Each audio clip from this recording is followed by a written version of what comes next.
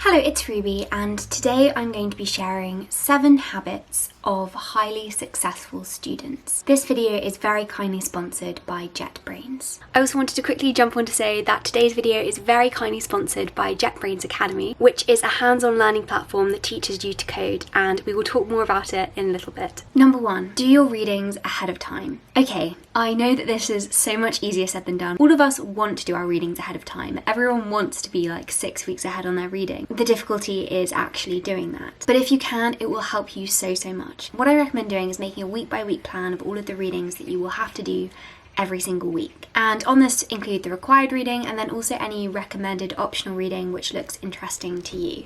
So have all of this catalogued, all of this saved, this is the list of everything you need to read. There are 2 possible ways of going about this. The first thing is to start your reading over the holidays, which you might want to do, you might not want to. I think there are pros and cons to this because it's really easy to get stressed about academics unnecessarily over the summer if you decide to do all of your academic reading for the next term during the holidays. But I think it can be useful to just do the first 2 or 3 weeks of reading before term starts. If you've already done the first 2 weeks of reading, it means that in your first week of teaching, you can be working on 3rd week's reading. If you're a little bit ahead, it also means that should something go disastrously wrong, something come up where you're unable to complete the readings, you at least will have done that week's reading. You kind of give yourself some leeway, you give yourself some space. Leading on from that, as well as doing the required reading, I really recommend doing extra critical reading. Just 2 essays a week. You could spend as little as just an hour per module doing extra critical reading, but it will make the world of a difference how informed you are in discussions and seminars, and just give you a greater understanding of how this material is approached in the academy. Expand on your own interests and look into these. I think doing extra reading is an essential part of university study. Genuinely, you won't regret doing it. My second piece of advice is slightly less academic focused, but really important. And that is to try and break up your week and take at least 1 day off. This is something I only recently started doing, like pretty much this year, but it's made the world of a difference. Make sure you give yourself time-blocked space where you are not going to be working, where you won't let yourself work, and you make sure that you are completely switching off from academics. One thing I really try to do is make sure that every week I am taking time for proactivity. It's really easy to just make your way through the to-do list of things that you can do for university, especially because there's always so much more you can do. Like you have the required reading, but then there's the secondary reading, and then there's more optional reading, and then you realise that there are all these other essays which you could read and these documentaries, and your tutor just so happened to mention this lecture series, and so there's so much content that you can be working your way through. But actually it can be really valuable for us as students to take a step back from that and to do something proactive instead. So every week I try to take that time and try to do something which is going to provide me with a skill set which will help me to get a job later. One thing I've actually always wanted to learn to do is code, because as the world becomes more digital, this is a skill which is valued hugely by companies and employers. And in the post-pandemic world where everything is increasingly online, I just think this is a skill which is very useful to have.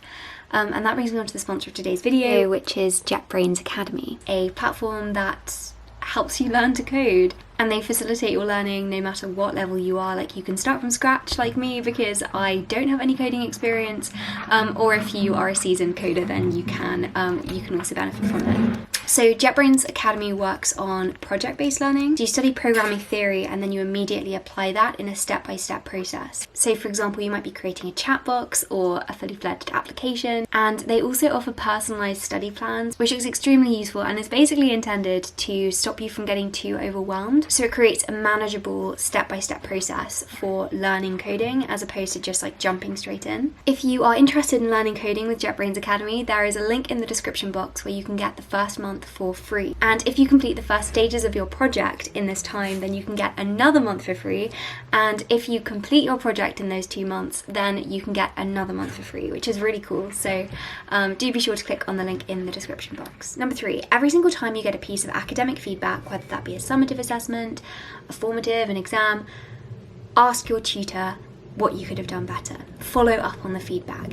And I know that this might seem unnecessary. You don't necessarily have to go see them in their office hours or schedule a call with them. It could be as simple as sending an email with a follow-up question. But I always aim to come up with at least one follow-up question to the feedback, which encourages me to be more attentive to the feedback. I also always write up the actionable feedback. I just literally take 30 seconds to bullet point the key things that I need to improve on for next time, so that when I next write an essay, I can just skim through this list of goals which tutors have given me in the past. Number 4 kind of leads on from number 3, but make the most of office hours and emails of your tutors. In my first year at university, I didn't do this. I felt too bad to. I felt like it was really rude to just like go visit them in their office hours or like book office hour slots. I thought, I don't really have like a really concrete, like important reason for doing so. But I started to do it towards the end of first year, and in my experience at least, tutors seem really keen to help and kind of really like wanting to help,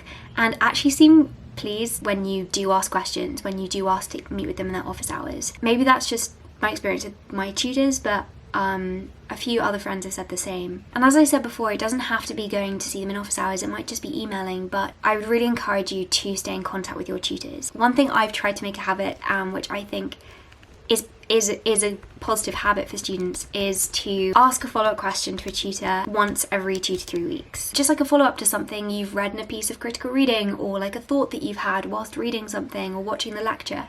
I do think that asking questions is one of the best ways to engage with material. It's reminding you that there's more that you don't know, if that makes sense. Genuinely, it makes such a difference though, and your tutors will help. It also helps to further your learning on things you actually enjoy and become attentive to the things that you are really loving about the course. For example, in my Victoria module, we were doing Alice in Wonderland. As I was reading it, I was like, oh, the Mad Hatter's Tea Party, I wonder how that links to afternoon tea. And so I asked my tutor for some follow-up resources on afternoon tea, and she sent me through a long list of things to look at. I ended up absolutely loving looking through all of this material and found it absolutely fascinating, and I don't think I would have found that interest had I not asked her. Also, if you ever have an essay or an assessment coming up, your tutors can run through your idea with you beforehand, and definitely make the most of them for this. Just chat through what you're thinking of arguing. Not everyone realises that you can do that, and it definitely makes a difference when you then go into write your essay, because you have a foundational kind of idea and like better idea of what you're going to talk about. Basically, with everything I've said so far, the key is being proactive, and being proactive as a student is one of the most important things that we can do. Unlike at school, we are responsible for our own learning at university. There's no one checking on us, making sure that we hand in homework.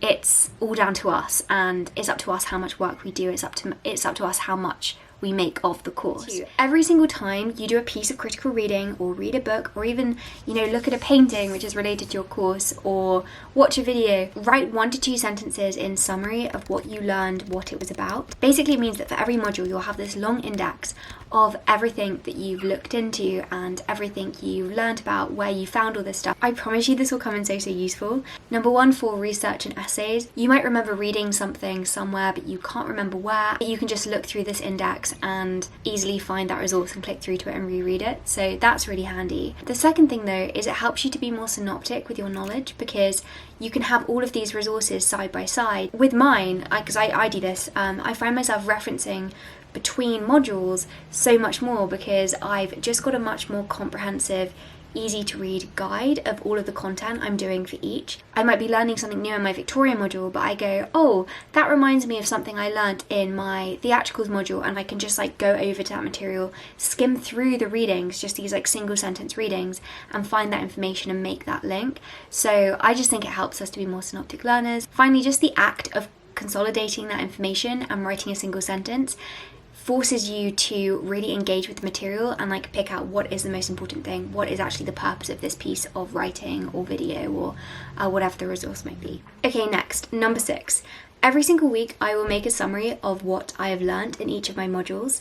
This doesn't take very long. I'd say in total at the end of the week I end up spending like an hour doing this consolidation work, but it is so useful, and honestly some of the most useful studying that I will do throughout the whole week. The kind of consolidation I do has changed during my time at university, but I think the system I have now works really well, and if you're just starting at university, if you've been at university for a while, like it's something which I would really recommend you trying. Like just based on things I've tried, this is the best system. So for each of my modules there are 3 main things that I reflect on. The first is just writing what you covered in 2 sentences.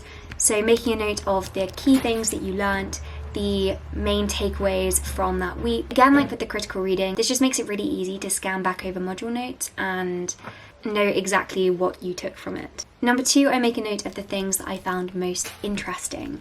So I will write down 3 to 5 things that I really loved learning about, things that I thought were fascinating. These could be like really tiny things, they could be like massive overarching like books. I think this is really important to do. Like honestly, I think this is one of the most important things you can do as a student, because it reminds you of why you are doing your degree and why you enjoy it, and that gives you a kind of motivation that you can't get anywhere else. I think working for the sake of working, you like doing the task for the sake of doing the task, that is where we get the greatest source of motivation. It's when work becomes play. It's when we thoroughly and completely and absolutely enjoy what we are doing. And I think you do get into that mindset by reflecting on what you are finding interesting. Every single week, it's a reminder to me of why I'm studying the degree I'm doing. It also, during the week, encourages you to be reflective of what you are finding interesting and like paying attention to that, as opposed to doing work mindlessly, which I think can be really easy to do. I definitely am guilty of it, and like when you've got loads of things to do, it's really easy to just fall into a trap of ticking things off, just doing them because you've got to do them, as opposed to actually focusing on like the task itself as something enjoyable. And then the third thing is just making a note of things you want to do more research about at some point. Doesn't mean you have to do it just now. Sometimes I will, sometimes I'll get to the end of the week, I have some spare time, so I will actually research those things on that list, but it's just making a note of them, and that really does link to the what I found interesting. This is very useful for when you do essays later on in the term. When I'm set a summative essay, I will look through my list of things that I found interesting for each of the weeks, and that will give me a prompt as to like what I actually want to write my essay on, to make sure that I end up writing an essay that I enjoy writing. Because again, with that like work becoming play and having motivation to work and like enjoying the process of work, I really do think that you will always write a better essay when you enjoy the essay that you're writing and when you find it fun and exciting. And so you want to make sure that you choose something you're interested in, and this is just a great way to make sure that you do that. And as part of this consolidation too, I just make sure that my notes are neat at this point, make sure that my lecture notes are coherent, and that everything is in one place. It's really worth keeping all of your notes in one place, as opposed to having some things in folders, some things on Google Drive, some things in exercise books. So I keep all of my notes together on Notion, and that works very well for me. And then finally, number 7, this is just genuinely so important. No matter what stage you are in life, this is necessary, and that is to have a really good morning and night routine. One of the key things though in making this good morning and night routine is getting enough sleep. Sleep is so important for brain function, energy, just looking after your body and your mind. And so many of us don't get enough sleep, especially during exam season or like deadline season when there's so much work to do. But really prioritize getting enough sleep, make that your priority. You will work more efficiently, more effectively if you do get enough sleep. That might be the most important habit as a student that you can integrate. Anyway, thank you so much for watching this video. I hope you found it helpful. Thank you again to JetBrains for sponsoring today's video. As I say, there is a link in the description box if you want to get 1 to 3 months for free of JetBrains. And yes, I hope that you have a productive week.